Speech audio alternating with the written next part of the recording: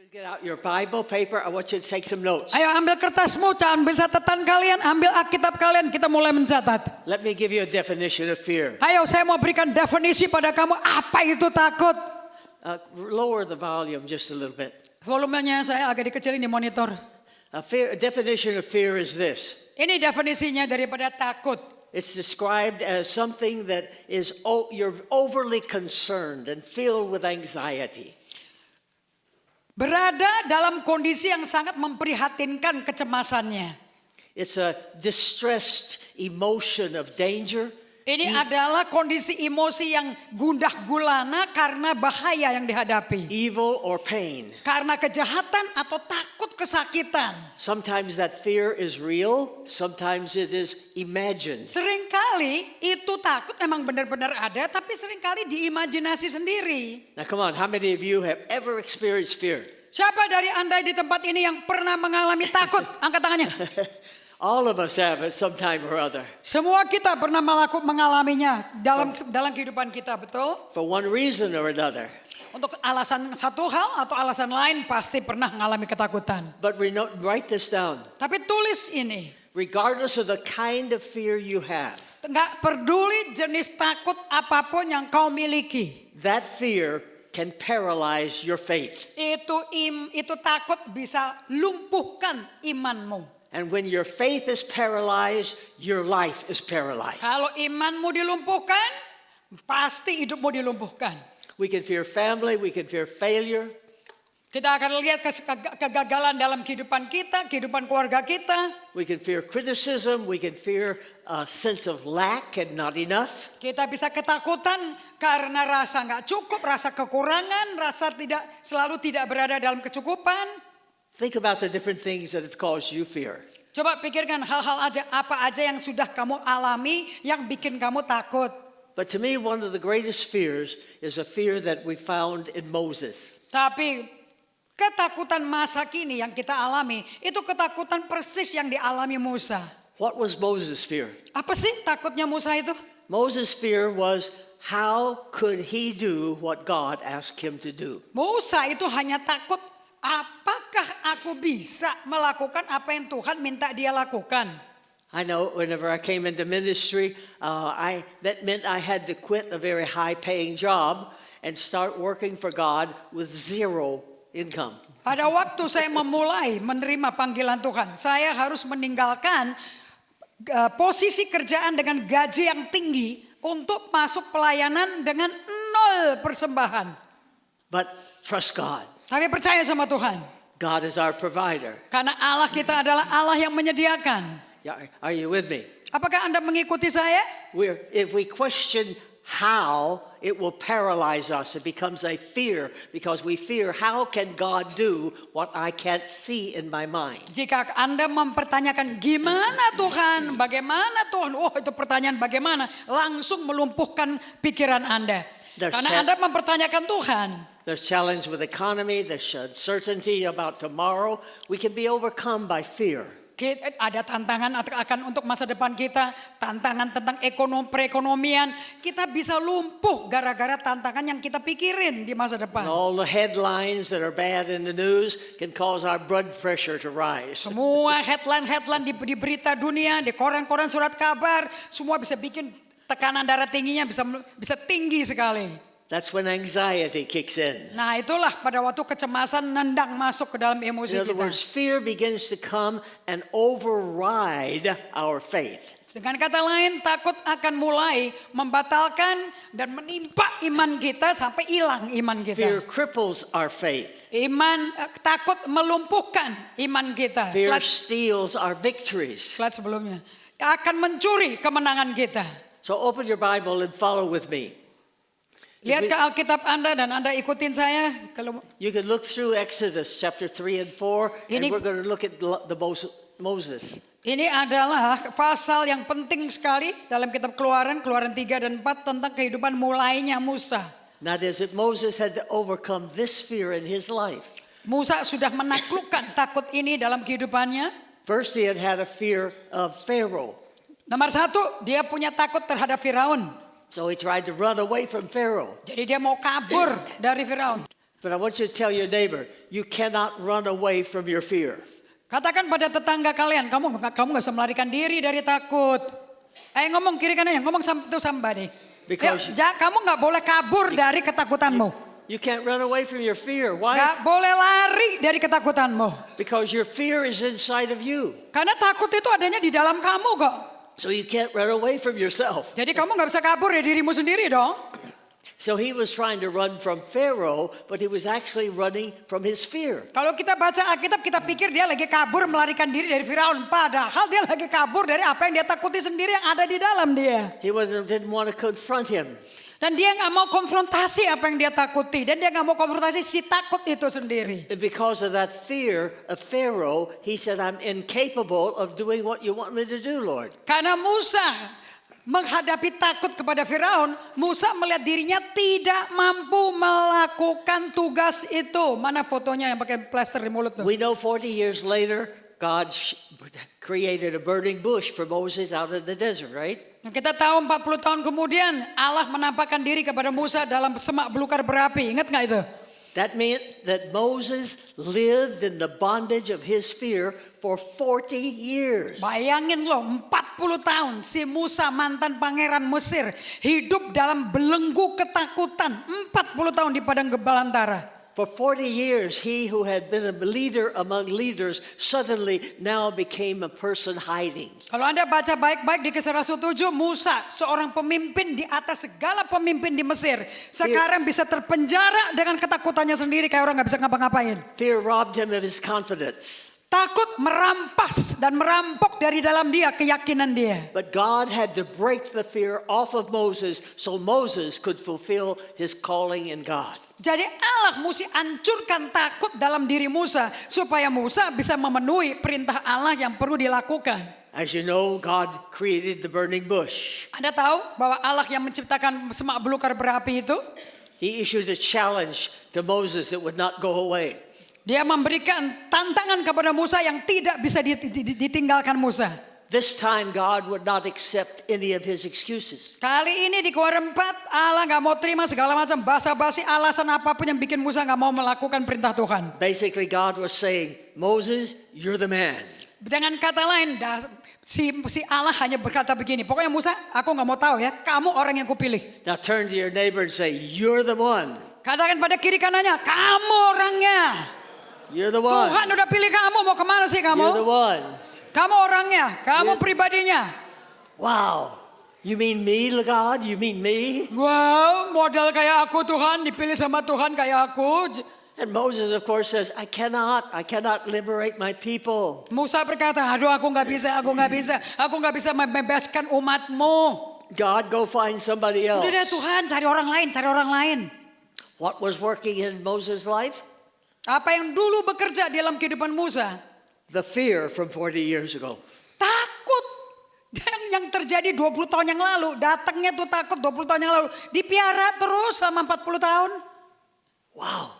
Wow. Fear from 40 years ago is now causing me to lose my destiny. Bayangin kalau dibiarin ya. Ketakutan yang dia kubur di dalam diri dia sendiri 40 tahun loh. Bisa membuat dia hilang destinasi Allah bagi dia loh. So Moses had to confront his fear. Jadi Musa yang mesti mengkonfrontasi takut dalam dirinya sendiri. He had to overcome his fear Dia harus of his own kalahkan ability. takut itu.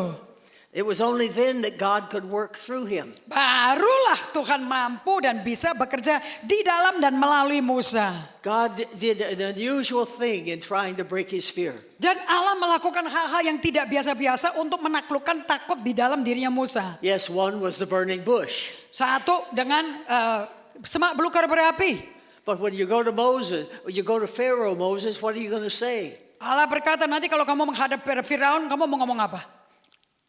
What can I tell Pharaoh? Musa berkata, aku mesti ngomong apa kepada Firaun? Siapa yang ngutus aku? Moses, what have you got? Dan Allah langsung jawabannya begini loh. Moses Apa said- yang ada di tanganmu?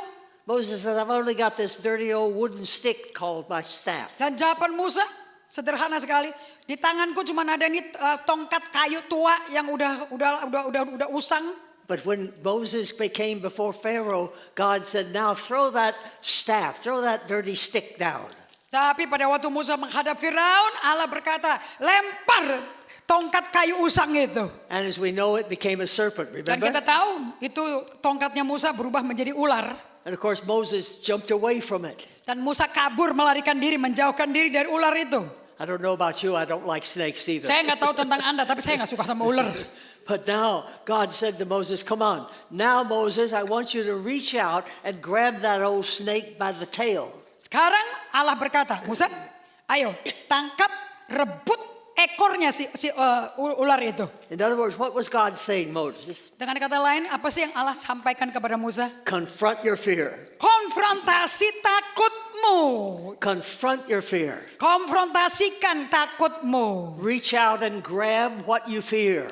Rebut, tangkap apa yang kau takuti. Because it's only when you confront your fear can you conquer your fear. Ya memang Anda mesti ngadepin takut dalam dirimu sendiri, baru kamu bisa menang.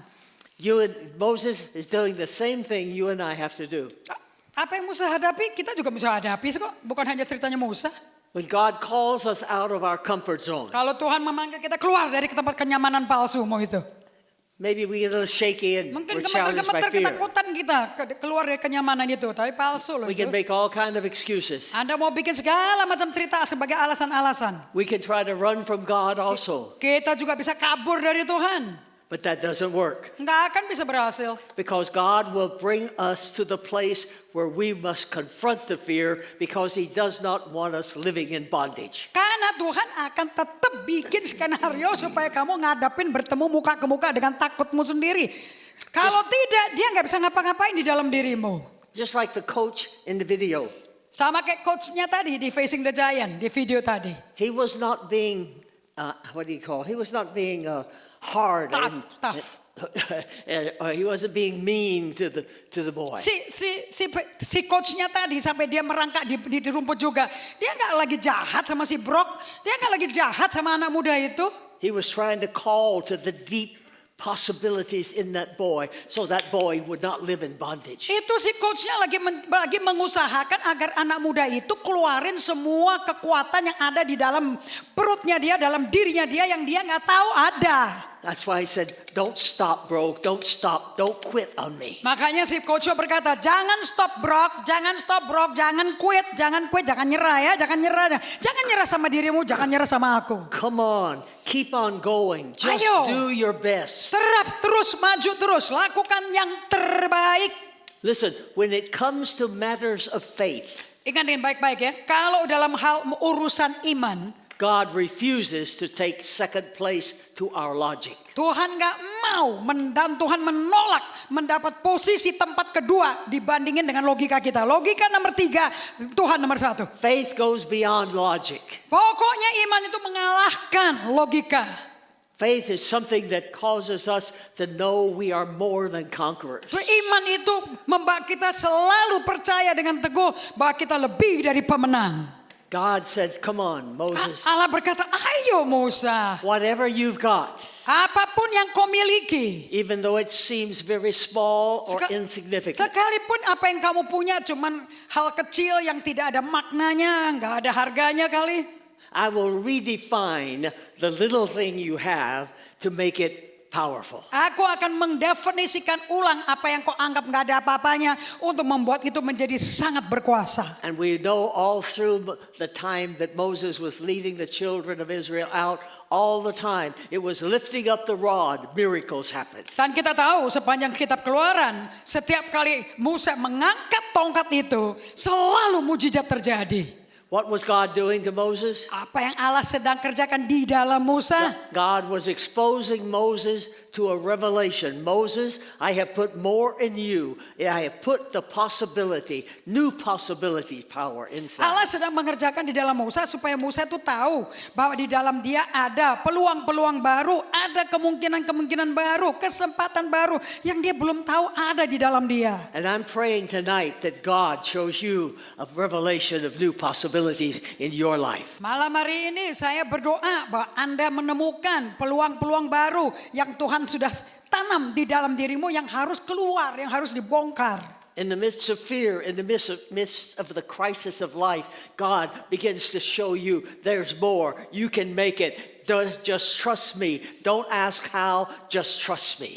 Di dalam hal di mana Tuhan mau membuat peluang-peluang baru dalam dirimu itu bisa keluar. Udah deh, nggak usah tanya-tanya bagaimana Tuhan, kapan Tuhan, bagaimana. Udah, percaya saja sama Tuhan. Percaya sama aku. That's when the Holy Spirit begins to rise up inside of you. Itulah pada waktu itulah Roh Kudus akan bangkit dari dalam kamu. God, I can't, but with God, all things are possible. Logika berkata, Tuhan aku nggak mampu. Tiba-tiba dari dalam perut kalian bisa keluar suara. Dengan Tuhan tidak ada yang terlalu sulit. Dengan Tuhan tidak ada yang mustahil. It's that faith in an unchanging God. Itu iman di dalam Allah yang tak berubah. That puts a boldness inside of you. Itu menanamkan keberanian di dalam diri Anda. Suddenly your fear melts away. Tiba-tiba takutnya kita lumer. Failure, I don't fail in God. Gagal? Dalam Tuhan mana bisa gagal. Finances, they will all be enough in God. Keuangan? Dengan Tuhan pasti lebih dari cukup. Seeing miracles, that's God's business. Mujizat? Itu urusannya Tuhan. Staying in my comfort zone, I lose everything. Aku tetap mau nyaman-nyaman di tempat yang tenang-tenang yang aku tahu aku nyaman. Kamu akan kehilangan semua potensi yang Tuhan tanam dalam dirimu. When you do that, it's like saying, God, I will settle for the crumbs on the floor rather than the full banquet you have prepared for Kalau me. engkau lebih memilih seperti itu, bersikap seperti itu, kamu sama aja sama orang berkata, nggak apa-apa Tuhan, remah-remah di bawah meja juga cukup. Padahal kamu anak Allah, itu banquet, meja perjamuan penuh roti buat kamu untuk kenyang loh. In Ephesians chapter 1, verse 17, Di Efesus 1 ayat 17, Paul prayed for the church. Paulus berdoa bagi gerejanya. He said, I'm asking God to give you the spirit of wisdom and revelation. Aku meminta pada Allah supaya dia memberikan pada kamu roh hikmat dan roh pewahyuan. In the business environment today, you cannot rely upon your own business wisdom as before. Dalam suasana bisnis di musim ini, di masa-masa akhir zaman ini, nggak bisa loh hanya mengandalkan kepintaran pengalaman Anda sendiri loh. But it's in these turbulent times that you experience the power of God to give you wisdom of how to make money during crisis. Semakin kondisi ekonomi semakin goncang, semakin banyak turbulensi, justru Anda butuh hikmatnya Allah. Nggak bisa pakai lagi hikmat dunia. Now, why is that? Kenapa itu? Because God does not want you living comfortably and conveniently on the backside of nowhere. Kenapa? Karena Tuhan nggak mau Anda duduk-duduk nyaman-nyaman, enak-enak, padahal tempatnya di padang belantara, di dalam. God wants you radically committed to the center of His will. Anda mesti dengar, Tuhan maunya Anda berada di tengah-tengah pusat kehendaknya Dia. He wants you to learn how to trust Him and walk by faith. Dan Dia mau Anda diminta percaya kepada Dia dan berjalan dengan iman. He don't want you to live with faith for the little things, but faith that will dare to believe for the big things. Tuhan gak suka kamu hidup dengan iman di hal-hal yang remah-remah kecil-kecil. Dia mau Anda punya iman untuk hal yang mustahil. He wants you to dare to rise up and do things other people thought were impossible. Dia mau Anda untuk bangkit supaya Anda bisa percaya apa yang Allah sediakan bagi kamu. Dan orang lihatnya mustahil, tapi dengan Tuhan gak mustahil. In fact, through your life, God is wanting to show you that through your life of faith, you will pass on the possibility of miracles to the next generation. Tuhan mau melalui hidup Anda, melalui hidup dengan iman di dalam Tuhan, Anda bisa lanjutkan, Anda bisa berikan, wariskan kepada generasi berikutnya agar mereka nonton orang hidup dengan iman kayak apa.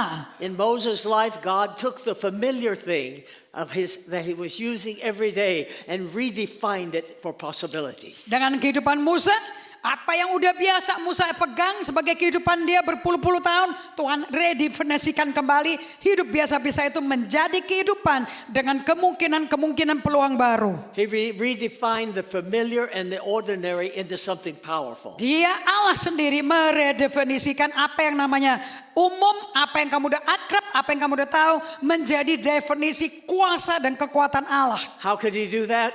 Bagaimana Anda bisa hidupin seperti itu? Because Moses gave God the staff. Karena si Musa menyerahkan apa yang ada pada tangan dia, yaitu tongkatnya.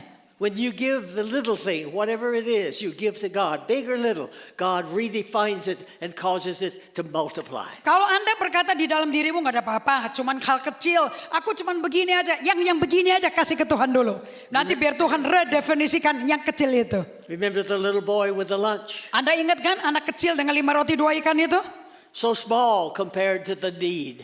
Aduh, apa artinya makan siangnya ini anak kecil bagi 5.000 laki-laki? But when God blessed it, Tapi pada waktu diserahkan ke tangan Tuhan dan Tuhan berkati, it became more than enough. itu menjadi lebih dari cukup bagi semua orang-orang yang ada di dengan Yesus. God is asking you, can you see unique opportunities I am placing before you? Dan Allah berkata malam hari ini, apakah engkau bisa melihat opportunity, kesempatan peluang yang unik dari Tuhan bagi kamu? And if you see them, will you seize them? Kalau kamu lihat ada, apakah kau bisa melihat enggak? Itu adalah opportunity. But too often we live with a scarcity mentality. Tapi karena pola pikir mentalitasnya mental melarat sih, mental miskin, mental kurang. That means no matter how much we have, it's never enough. Itu ya, orang yang bermental apa-apa kurang. Biar ada cukup, itu pun dibilang nggak cukup. Remember the widow in the Old Testament? I have Sama. nothing except. Sama dengan perempuan Sunem dengan anaknya di Alkitab 2 Raja-Raja 4 ayat yang ke-17. Sama, dia cuma berkata, aku cuma punya ini. I'm going to call on you today Hari ini saya akan panggil Anda. to rise up against that lying spirit. Saya minta supaya kamu bangkit keluar daripada roh dusta itu. That you will say what God has put in my hand is more than enough. Kamu mesti bisa ngomong ke dirimu loh, apa yang Tuhan taruh di tanganku ini lebih dari cukup. Big or small, Besar atau kecil, it's enough. lebih dari cukup. The lunch was enough. Makan siangnya cukup. The mustard seed was enough. Biji sesawi itu cukup. The staff was enough. Tongkatnya Musa yang tua usang itu cukup. When we surrender the little we have, God does the big miracles. Semua apa yang kamu bilang ya cuman gini-gini doang, cuman pas-pasan, itu kasih ke Tuhan, Allah akan melakukan lebih dari cukup. But nothing happened until the fear barrier was broken. Tapi Anda bisa menyerahkan juga. Tapi kalau takut barrier, rintangan takut itu nggak dilepasin, nggak ada mujizat. Turn to your neighbor and say, tonight fear is going out of you. Katakan pada kiri kanannya, belakangnya kalian, malam hari ini takut ninggalin kamu. Katakan takut harus ninggalin kamu. Fear is going out of you. Ayo takut ninggalin kamu. Kamu ngomong sama pasanganmu tuh, yang biasa tidur sama kamu tuh. Sometimes we think we're the only people who have fear. Kadang-kadang kamu berpikir kamu satu-satunya orang yang punya takut loh. Moses had fear. Musa takut. Gideon had fear. Gideon penuh ketakutan. Esther had fear. Esther aja ketakutan. Deborah had fear. Deborah ketakutan. Come on, all the great men and women of the Bible, they had to battle and break through the same fear that you and I face today. Gak ada manusia yang tertulis dalam Alkitab ini yang gak mengalami peperangan yang sama menghadapi ketakutan mereka. Because fear robs you of your miracle. Kenapa? Sebab takut merampok Anda dari iman yang Tuhan sediakan bagi Anda. Notice a principle with God. Ingat ya, catat ini prinsipnya Tuhan. Tulis di Alkitab, prinsip hidup Tuhan. When we place God first, then God takes care of us. Kalau Anda taruh dulu ke tangan Tuhan, nanti Tuhan yang beresin hidupmu. God says, my house first, I supply for your house. Allah berkata di kitab Hagai, urusin dulu rumahku, baru aku sediakan kebutuhan rumah tanggamu. Now let's look into the Old Testament and see a couple of examples. Contoh ya, di perjanjian lama dengan beberapa contoh. In 2 Kings chapter 4 verses 1, 7. 2 Raja-Raja 4 ayat 1 sampai 7. This widow represents what I call widows who are heavy in debt and don't know how to get out of debt. Minyak seorang janda. Ini cerita tentang janda yang ditinggal mati suaminya nabi, tapi dia bukan ninggalin harta, ninggalin utang. Now what's this? A fear of limitation. Lihat ini baik-baik. Takut akan keterbatasan. Remember when the prophet came by? Ingat She complained. Nabi Elisa lewat ke rumahnya dia dan dia ngadu problemnya dia. She said, my husband is dead. Berkata hamba suamiku ini udah mati. And my inheritance was his debts. Dan warisan bagiku adalah apa yang dia tinggalin aku, hidup berantakan dengan penuh utang. I only have 2 sons and now the debt collectors are coming to take my 2 sons away. I've got Apa yang nothing. ku punya hanya kedua anak laki-lakiku. Itu aja mau diambil jadi budak. And she's basically asking the prophet, what can I do? Ini si janda daripada nabi yang bokeh itu, dia berkata kepada Elisa, apa yang bisa kulakukan? Remember, the prophet did not engage in a conversation. Ingat ya, perhatikan baik-baik, nanti baca sendiri di rumah ya. Ini Nabi Elisa enggak melibatkan dirinya untuk tanya jawab dengan pembicaraan si janda itu loh. He didn't say, kasihan, kasihan, so sorry. Ya udah, nggak usah terjemahin kan kamu tahu ya. Kasihan, kasihan. Ya, jadi pendeta kayak gitu nggak akan jalan hidupmu. He said, I have nothing except. Ya, aku nggak punya apa-apa kecuali. But God used the except to produce the miracle. Si Elisa berkata kepada si janda yang ditimpa utang suaminya itu. In other words, the Apa miracle- yang dapat kuperbuat bagimu? Beritahukan kepadaku apa yang kau punya di rumah ini. Dan perempuan itu berkata, hambamu nggak punya sesuatu apapun di rumah. Kecuali, yang kecuali itu dilingkar itu yang diminta tuh. The miracle begins with what you have. Mujizat tergantung dari apa yang kamu berkata But- ada di But rumahku. we cannot live with that mindset of scarcity. Tapi kita nggak bisa hidup dengan pola pikir serba kurang, serba nggak punya, serba melarat. We have to recognize what God has given to us. Anda mesti akui dong apa yang Tuhan telah berikan pada kita. It was the exception that brought the miracle. Yaitu perkecualian ini loh, yang pakai kata kecuali ini loh yang membawa mujizat terjadi. So today I'm calling you to rise up and come against the lying spirit that is declaring You don't defeat have it. and fear over you. Itu hari ini, malam ini juga saya mau Anda hadapi roh dusta iblis itu yang menipu Anda, yang membuat Anda ketakutan, membuat Anda berpikir nggak punya apa-apa, nggak cukup. Itu mesti dikalahkan malam hari ini. Come on, God knows you, yes or no? Come on, apakah Allah mengenal Anda? Yes. He knows we have needs, yes or no? Dia tahu Anda punya kebutuhan, ya apa tidak? Did he say, I will supply all your needs according to my glory? in Apakah heaven?" Allah berkata Filipi 4:19, aku akan memenuhi segala kebutuhanmu sesuai kekayaan kemuliaanku? Is God a stingy God? Apakah Allah kita Allah pelit? No. Yang keras dong kalau ngomongnya. Maksud no. Abundant. Dia berikan Abundant. pada kita kelimpahan. Betul apa tidak? So all of those negative thoughts of fear and lack or scarcity Jadi- is a lie of the devil. Semua pikiran-pikiran yang timbul dalam benak pikiranmu, kekurangan, gak cukup, pas-pasan aja, itu suara siapa dong? Because it causes fear. Karena itu bikin kamu takut, bukan? Bukankah Allah menyediakan segala yang kau butuhkan? Now look at another widow in 1 Kings chapter 17. Sekarang 1 Raja-Raja 4:17. The widow at Zarephath. 1 Raja-Raja. I say she represents single moms. Maaf, 1 Raja-Raja 17 ayat She had 2. she had her son to raise. Ini janda Sarfat, dia punya satu anak yang dia mesti besarkan. Her fear was if I give to God, there will be nothing left for me. Ini janda juga nggak punya apa-apa. Apa yang dia punya hanya cukup buat dia sama putranya. Kalau itu dikasih ke Tuhan dulu, habislah. And remember, Elijah challenged the woman. Ingat ya, Elia menantang perempuan ini. Bring me a little water so I can drink, and by the way, make a little cake for me. Si Elia berkata kepada janda ini dengan satu putra, kau sediakan aku minum dong, langsung disediain minumnya. Kemudian I can't- yang kedua, bikinin aku roti. I can't do that. Come on, man of God. Don't you know it's bad economy right now? Tapi si perempuan itu menjawab ayat 12, aku nggak bisa melakukan itu karena roti padaku tuh sedikit pun.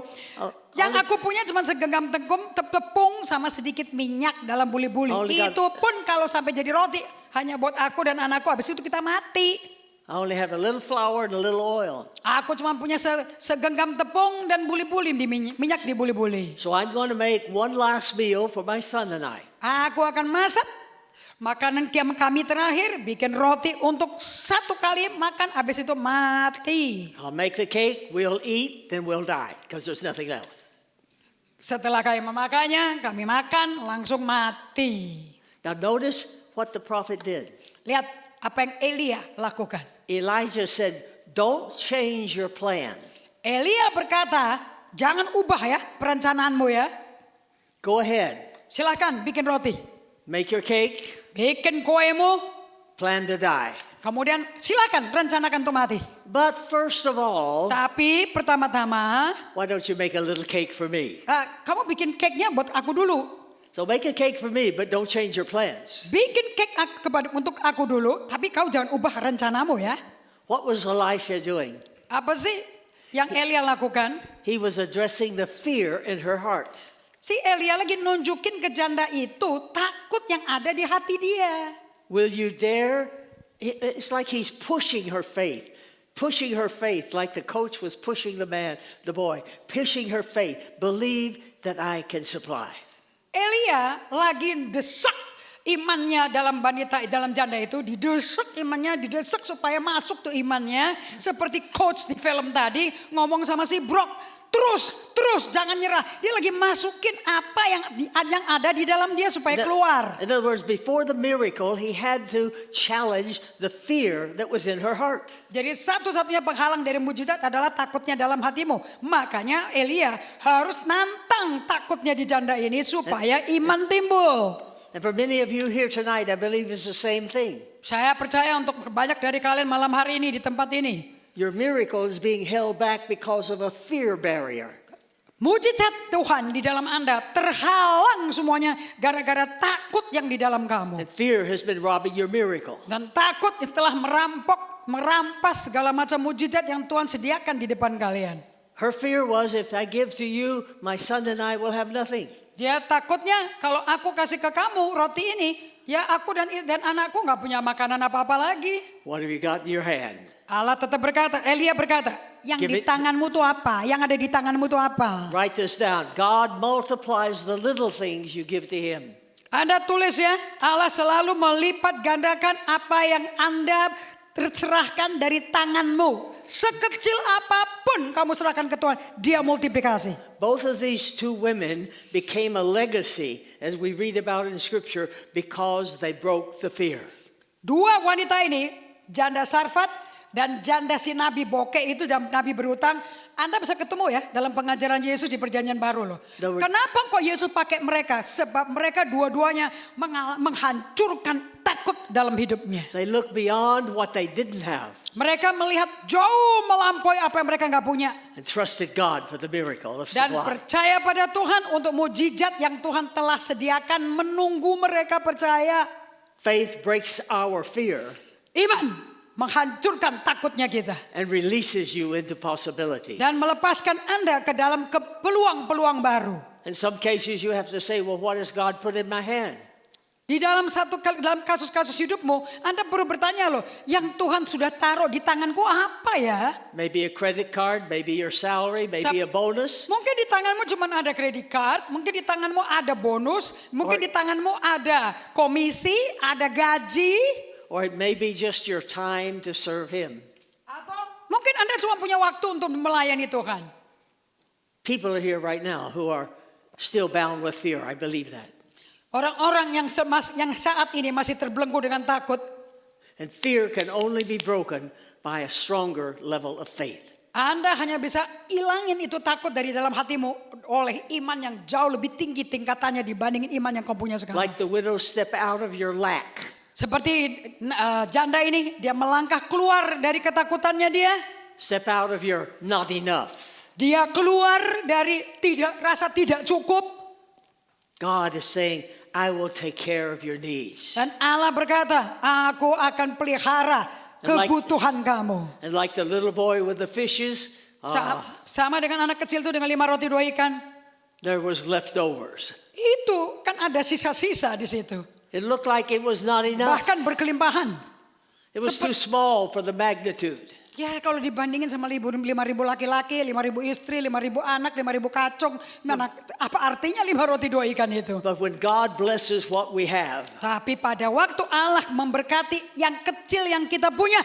it can be your time. Itu mungkin waktumu loh. It can be your finances. Itu mungkin keuanganmu. It can be your faith. Itu bisa imanmu. It can be your love for prayer. Itu bisa doa kasihmu untuk berdoa. You see, when you take a risk for God, when you dare to allow a new level of boldness to rise up in your spirit, it breaks off fear. Anda kalau berani ya mengambil resiko iman untuk melakukan di luar apa yang Anda biasa sudah nyaman melakukan, itu akan menggoncangkan iman kalian. You break off the lies and the intimidation of the devil. Dan juga kamu patahkan semua dusta dari intimidasi suara-suara setan di pikiranmu. Notice that each one of these persons, from Moses to all I have mentioned, Ingat ya, untuk nama-nama semua yang saya sebutkan tadi, termasuk Musa itu, they had to confront the fear. mereka semua harus hadapi takut dalam hati mereka. They had to believe. Mereka yang perlu percaya pada Tuhannya sendiri. They had to trust God. Mereka yang mesti percaya kepada Tuhan sendiri. When they stepped out of that barrier of fear, Pada waktu mereka melangkah keluar dari rintangan takut itu yang merintangi mereka, it opened many realms of possibility. dan itu membuka pengharapan baru untuk peluang-peluang baru yang mereka nggak pernah bayangkan So in a sebelumnya. few minutes, I'm going to ask you to challenge your fears. So malam ini saya meminta Anda untuk tantang dong takutmu. I'm going to ask you to take a risk of faith tonight. Saya minta Anda untuk mengambil iman yang berani mengambil resiko. Because God is wanting to do a miracle so you can demonstrate to the next generation Karena- they can put their faith in God also. Karena Tuhan mau melalui Anda orang tua untuk kamu mendemonstrasikan mujizat Allah terjadi dalam hidupmu. Supaya anak-anak cucumu, generasi penerusmu bisa ngelihat, Bapakku hidup dengan mujizat, aku juga bisa hidup dengan mujizat. Sometimes you share your vision and people say, wow, that's too big. You can't do Kadang-kadang that. kamu share visimu sampai orang yang dengar sampai, wah gede banget.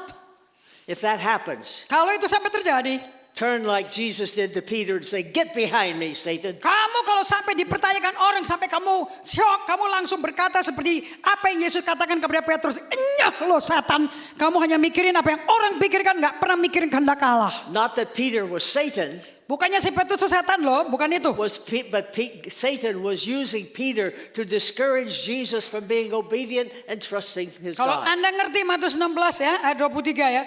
Satan pakai Petrus untuk membuat Yesus tawar hati untuk tidak melewati jalan salibnya untuk mati di kayu salib loh. Let's look at Joseph for a moment. Sekarang kita mau nonton Yusuf sebentar. I'm sure as a young teenager, a little bit of fear in him when he first got thrown into that pit. Saya percaya sebagai anak remaja yang muda 17 tahun.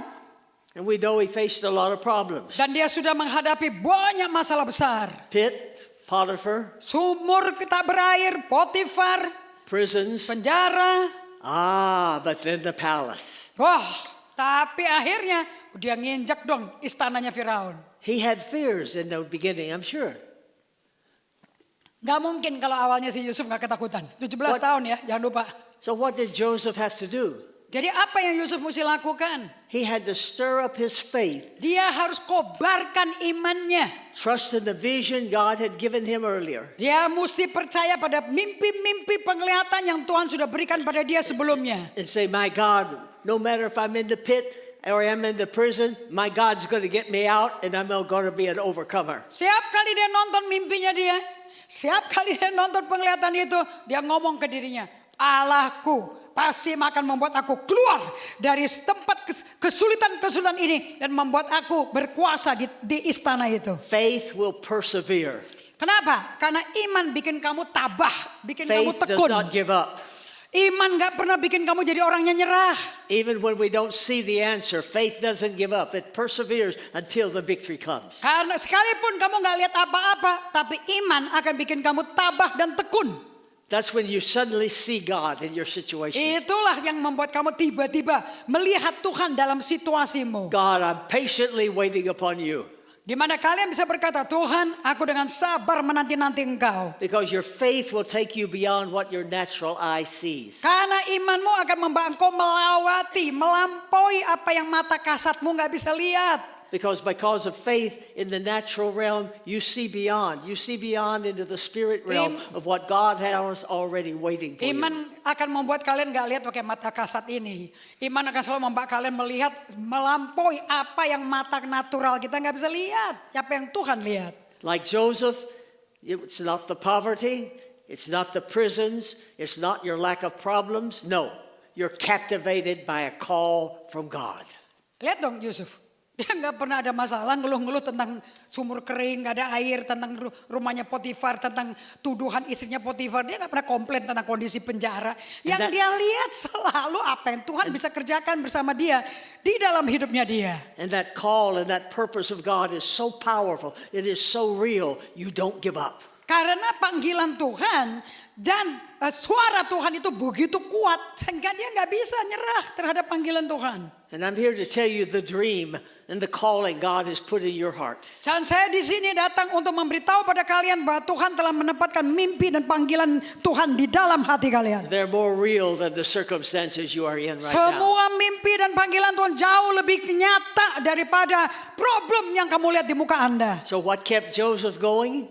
Jadi apa yang menghalangi Yusuf apa yang membuat Yusuf tetap berjalan maju? His relationship with God. Hubungan pribadinya dengan Allah. Through it all, he kept that relationship with God. Melalui semua itu, dari lubang sumur sampai ke penjara, dia tetap pegang hubungan pribadi dengan Allah. And because of that, he could step out of his fear of the things surrounding him and dare believe. Maka oleh sebab itu dia bisa melangkah keluar dari ketakutan dia yang ngelilingin dia. Dan dia berani percaya Allah bisa So Joseph- step in bersama dia dan bukan membebaskan dia. So Joseph learned to turn his trials into triumphs. Jadi si Yusuf dia ubah pencobaan menjadi kemenangan. His stumbling blocks into stepping stones. Dia merubah batu-batu sandungan menjadi anak tangga ke peluang-peluang. And all of the tests into a powerful testimony. Dia si Yusuf merubah ujian-ujian, tes menjadi testimony. He's good like the song we used to sing, all things are possible, only believe. Persis dengan lagu yang kita suka nyanyi. Semua hal tidak ada yang mustahil, hanya percaya saja. Are you with me, friends? Apakah teman-teman masih ada berada bersama saya malam hari ini? Are you ready to step into victory Apakah tonight? Anda siap untuk step in dengan Tuhan supaya dia bisa merdekakan kamu? I don't care how long you've carried the baggage of fear. Saya nggak peduli udah berapa puluh tahun kamu pikul koper ketakutanmu. All things are possible tonight. Bagi Allah dan bagi orang yang percaya pada Allah, semuanya tidak ada mustahil. That fear can be broken.